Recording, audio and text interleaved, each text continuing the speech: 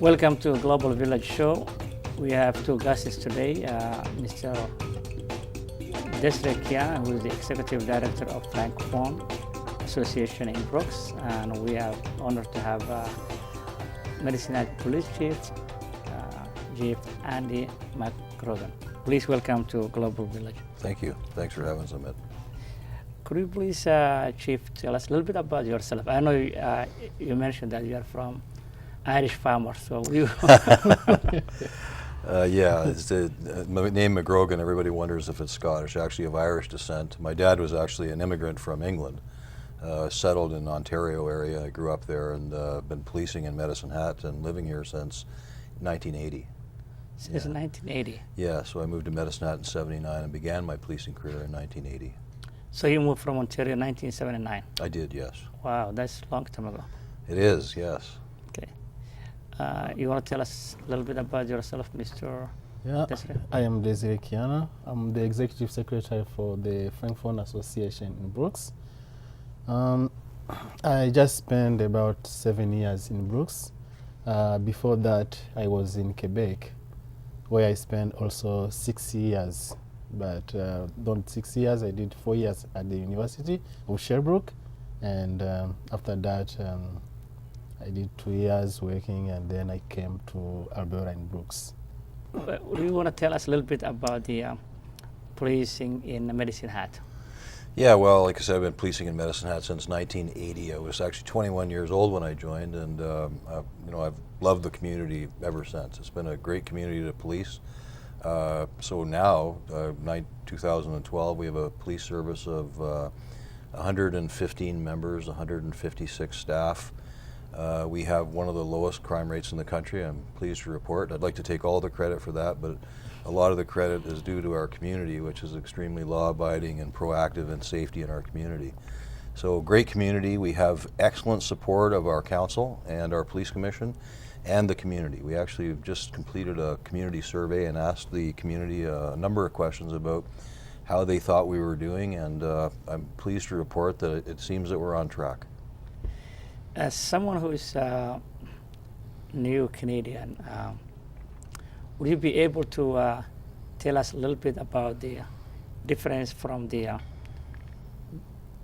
difference from the police aspect, like RCMP, and then you have the city police, and then you have sheriff, that kind of a role? Yeah, that's a really good question, actually. It would be confusing, I would imagine. Yeah, for newcomer. Yes, so the RCMP are our federal police service, but they also contract police, and which means that they actually will do municipal policing similar to what we do in Medicine Hat. So the RCMP do federal policing, and they also do contract policing, which is municipal policing. Like, for instance, the Brooks would be an example. The RCMP have the contract to police Brooks, where the city of Medicine Hat have had their own police service since I think it's 1899. Wow. So we've had our own police service. Our function as police officers is the same. Our authorities are the same. Our arrest authorities and all those type of things are all the same. We're police officers. And then, of course, you've got sheriffs, and sheriffs are a provincial service, and they do a number of things. And they have authority to write tickets on the highway. They don't have authority to do criminal code investigations. So they do a number of things. They transport prisoners for the province. They're used as, they do highway traffic enforcement. They do courtroom security. They have some other things that they do, specialty things like warrant apprehension, etc. So the different level of policing, and then we also have community peace officers, which are, and the Medicine Hat Police Service basically oversee our community peace officers, and they're more of a, I would call them bylaw enforcement. So they would look after issues like if you didn't have your dog on a leash, for instance, and they're supposed to be on a leash. If we have certain bylaws like noise bylaws, or unsightly property would be another one. So if your yard is a mess and if it falls into the bylaw area, they would be dealing with that kind of thing. People not shoveling their sidewalks and leaving snow on their sidewalks. So they actually work under the authority of the police service, but they're called community peace officers, and their uniforms are a little bit different. They wear a gray shirt, and they're clearly identified as as peace officers rather than police officers. But they still issue speeding ticket or other tickets. In our community, they issue bylaw tickets. We don't have them issuing Highway Traffic Act tickets. The sheriffs on the highway do that, but in our community, in other communities in Alberta, they do have community peace officers that do write traffic tickets, but in our community, we have our police officers do that. Oh, okay, because I think the one the peace officers we have in our community in Brooks, County of Newell, they do write tickets. Yes. Our peace officers, at this point, we just have them writing bylaw offenses. Like I said, things like unsightly property, Responsible Pet Ownership Act, those type of things. There's a lot of bylaw issues that they can deal with. And I've heard it said, and I believe it to be true, is that how a community deals with their bylaw is really important to people. And they, it's it's those little things in our community that make a difference. And our bylaw people look after some of those little things that the police don't deal with. In other words, the bylaw is similar of the constitution of the city. Yes. Yeah. Yes. Yeah. You want to tell us a little bit about Congo? Since you come from east and you came from east. Yeah, Congo is a beautiful country, and the Democratic Republic of Congo, as I told you at the beginning, is the richest country. So this country have all kind of minerals. Spoke about coltan, which used in technologies, in cell phones, computers, games. And we have diamond, we have copper, we have gold, we have titanium. So there is a big number, too much minerals in the Congo. That's underground, but also Congo has a big forest, which is vital to the climate change on the world. And the east of Congo is a farmer place, where we found a big number of farmers, people living with agriculture. So, and the temperature is very nice. It's about 15, 20, 25 degrees. Only in the west, like Kinshasa, the capital, where we can reach about 33 degrees. But the country is very nice, and people from Congo are also nice, because that country is too much. There is too much hospitality. Congolese, like other people, it's a welcome country where even someone coming from another country, he feel good, because it's people welcome him like Congolese. So how long have you been in Canada then? So I've been in Canada since 1999. When I came in Canada, I came through Montreal, and after that I went to Sherbrooke in Quebec. And then you came to this cowboy yeah, exactly. province. Quebec sometimes difficult for people when it's can't find a stable job, a permanent job. Yeah. So it's sometimes difficult to stay there when you have a family. So you need to work, and I'm sure every people, if they come in this country, is try to think about their life. So the first thing for an immigrant is to get a job. Yeah. So if you were in a province where you don't found a job, I'm not sure it's easy to stay there. And that's why I moved in Alberta, because I have some friend who used to tell me that in Alberta it's easy to find a job. And exactly that's what I found. I came here and I came and I found a job. Very good. Welcome again to Alberta, and you've been doing great, helping the community in general. Coming back to the chief, the participation of the community in general, how do you see with the police, especially the newcomers? Sorry, the question was how do we... The engagement of the community in general with the police, especially the newcomers. Well, we talked before, and we came on air, and we do find that some of the immigrants that come into our community, they have a general mistrust for police, probably generally because of the environment that they come from. And although we can't control that, I guess I'd just like to reassure newcomers that come to this country. That I'm quite proud of the policing mechanism that we have in place in Canada. I think our police service is highly ethical. There's no corruption. Basically, our police service is paid well to do a job. They do their job. The Constitution is set up as such that the people have, there's a Charter of Rights. We have to respect people's rights. We have to respect their privacy, and it's that balance of enforcing the law, keeping our community safe while enforcing the law, and considering people's rights and their right to privacy. And I think that the premise of policing, since I've been a police officer in 1980, I think our culture has definitely grown in a direction where we're even more and more considerate of our community's rights. And I'm proud when I go to other countries and visit, and I don't have to go very far to see I think the model of policing that we have in place. And I'm very thankful for our community's level of trust that they have in us.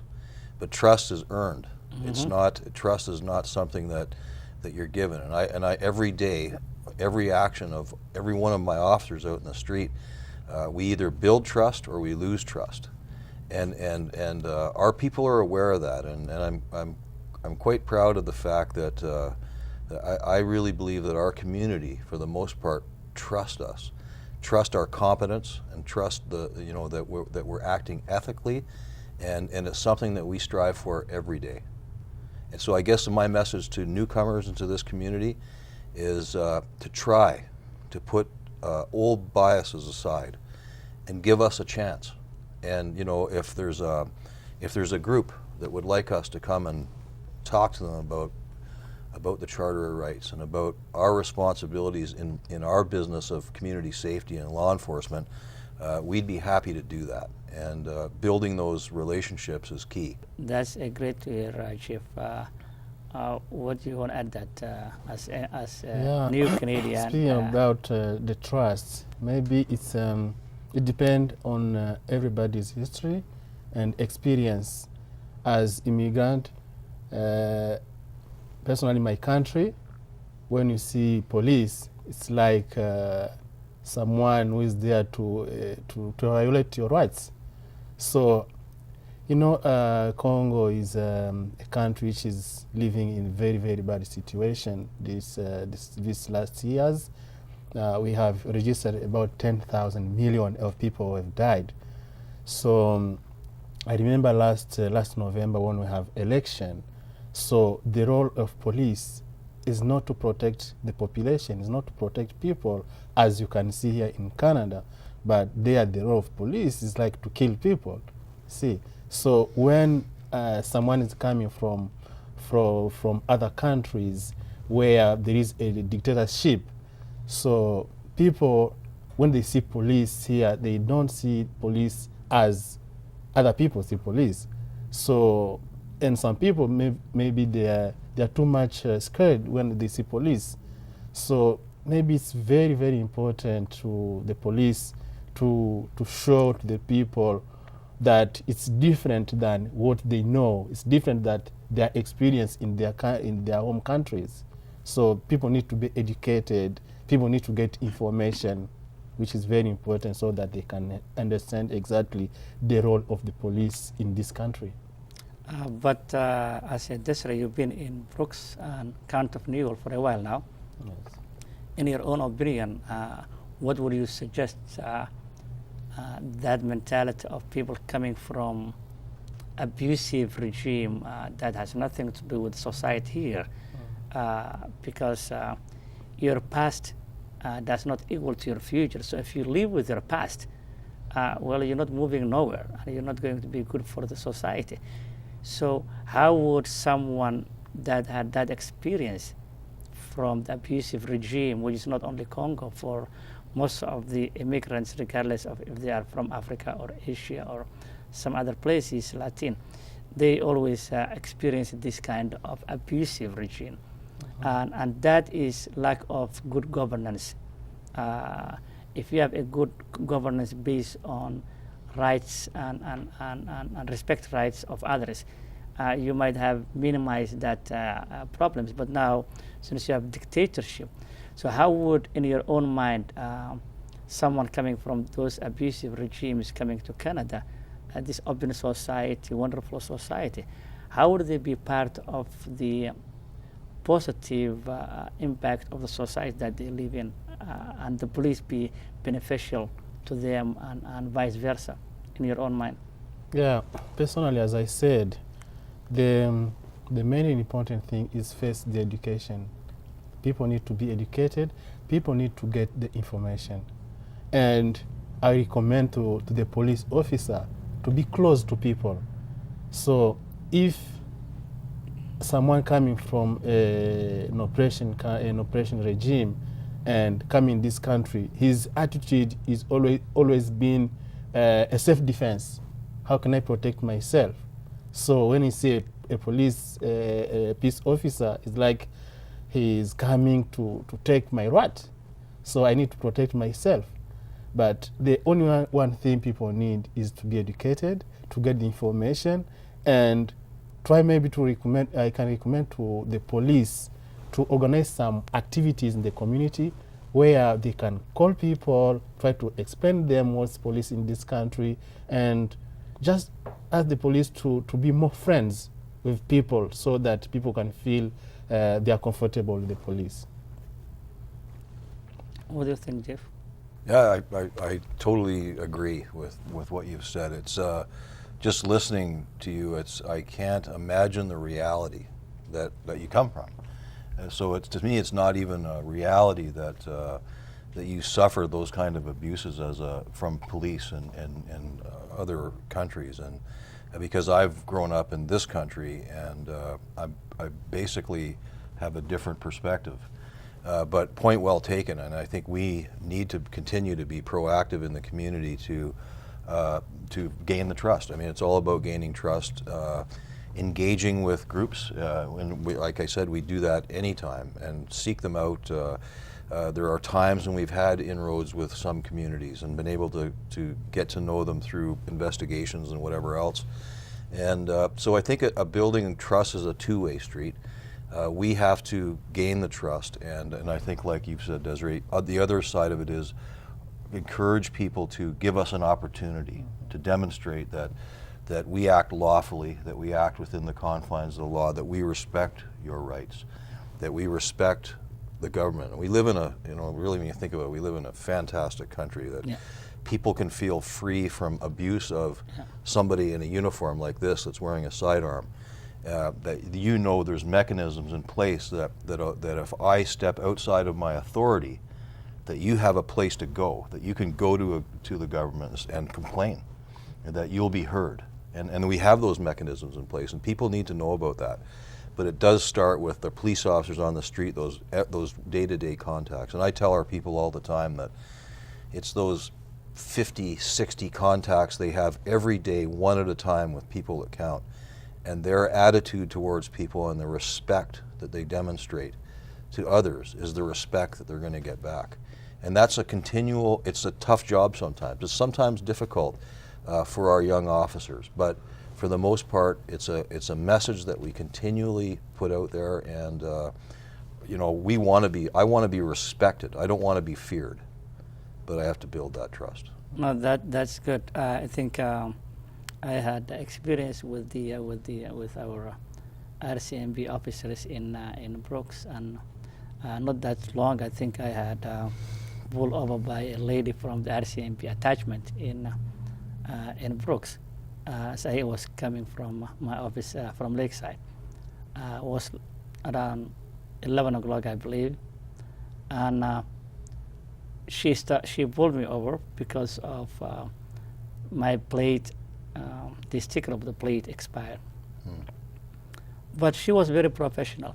She was smiling.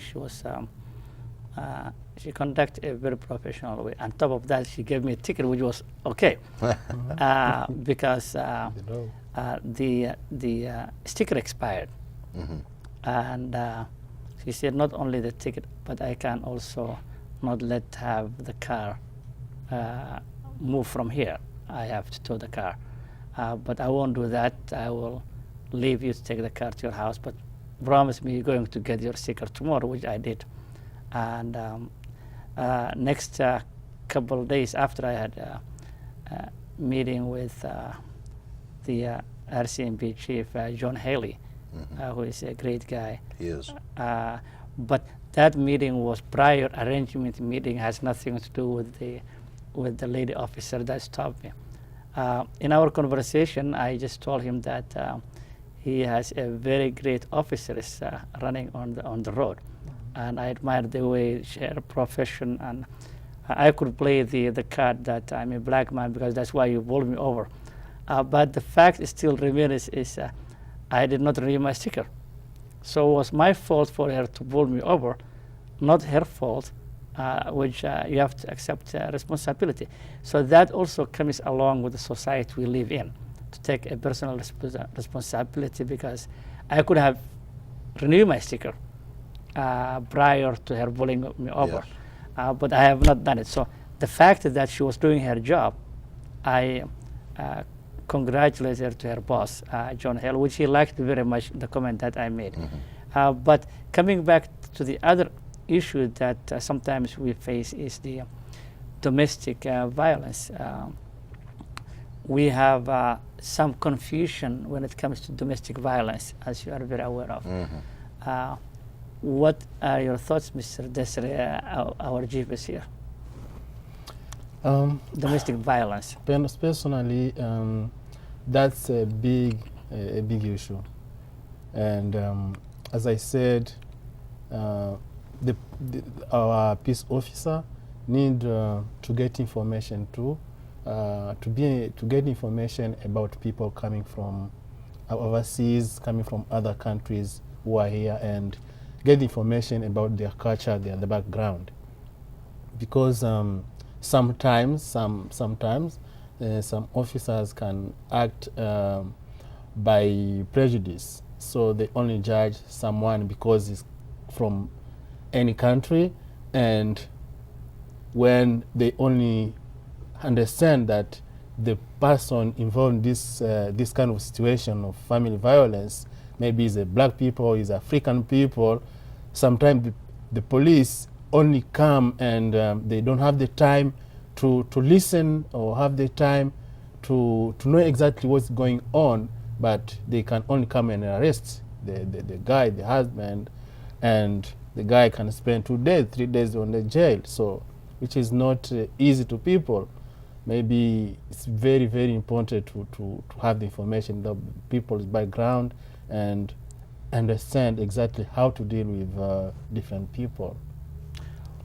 What do you think about what you mentioned now, which is domestic violence, and what are the primitive of the law when it comes to domestic violence, which is a very important issue to our society. That misconception of singling out, is it in general for a domestic problem that you face? Well, that's a great question and great points. And domestic violence, I don't think it has a race. I think there's a law about domestic violence.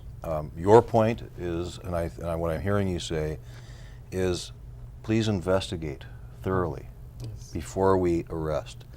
And that doesn't have to do with the color of anybody's skin or where they came from. We have an obligation to ensure before we take before we seize somebody, that we have all the information, and that our investigation leads our officers to reasonable and probable grounds to believe that they've committed a criminal offense under the Criminal Code of Canada. And you know, domestic violence is a very delicate issue. It doesn't matter what race you are, and it's a very emotional issue. And you know, we need to ensure that we investigate those matters thoroughly before we arrest. I agree with that. But I don't think it's so much. I mean, I know there's cultural differences, but we basically rule under the Canadian Criminal Code of Canada, and we form our grounds from that, and we arrest from that if we have the reasonable probable grounds. So it is a very delicate issue. It's a very sensitive issue, but there are, as you know, a lot of people that are that are in danger out there because of domestic violence, and there's a lot of Albertans that are in harm's way. Otherwise, we wouldn't have the women's shelters that we do across the province. So yeah, it's a very delicate situation. But again, about the same question, I have some cases. That's why what I said. So I have some cases and some experience in our community in Brooks, where I used to be a friend with a family, and so the wife who thought she's protected, if she call the police will act and will take the guy in the jail. So I used to see that sometime we are just sitting down in their house, and if just the wife needs something, and if the guy say no, I don't want that, the wife say, if you don't do it, I'll call the police. So you see, it's there is some people, some women only take the advantage of the law and try to abuse about the system. Agree. Yeah, and I remember some people in Quebec. I was like someone who was there to bring some advice to people about this situation in their family. But I used to see like some friends spend even 5 days in jail before he can see the judge. But when you try to do some investigation, you found that the guy didn't do nothing. So this situation is not only on those people, but there is a big number of people suffering behind this situation, because if someone like the wife think that she's in the strong position, so it's try to bring some problems in different families. Okay. No, I think that's point taken, but I think it's based off women's vulnerability and the children, and that's the reason that if the police is called, the man has to go. So this is based on research. So when it comes to domestic violence, regardless of their color, but still it has everything to do with chauvinistic society that people see. Most of immigrants come from chauvinistic society where men makes the decision for everybody, and that creates from the point of the society that we are in. Well, that's a chauvinistic. So to be the safety side, the man has to go, and then they will do the investigation. That's the way that I understood domestic. If a woman called a police, first thing they do is the man has to be out because there's a children at home. Most of the time there is cases that children and women always, that's why we have a lot of women shelter. So in abuse of a woman in any language is not acceptable to the society. But that's a very great point that you raised, that we're coming to the conclusion of our program. You want to say something quick? Well, yeah, I just quickly want to finish off by saying that the man isn't necessarily the one removed from the house at all times. I mean, it goes both ways, but the majority of time research has shown us that it is the male, and again, it has nothing to do with race or color or anything else. But our job is to investigate thoroughly. There you go. No, that will come to a conclusion of our program, and that's a very point that Mr. Desiree have raised, but that's you give us the knowledge of the law, what the law permits and what the law doesn't permit. We are very glad to live in an open society, and great to be here. Thank you very much for coming Global Show TV, and we hope to see you next time. Thank you very much. Desiree. Thank you, man. Thank you for having me. Thank you very much. Nice chatting with you. Yeah. This is the conclusion of our today's program, Global Village Show. Until then, we hope you will join us next time. Until then, have a great day.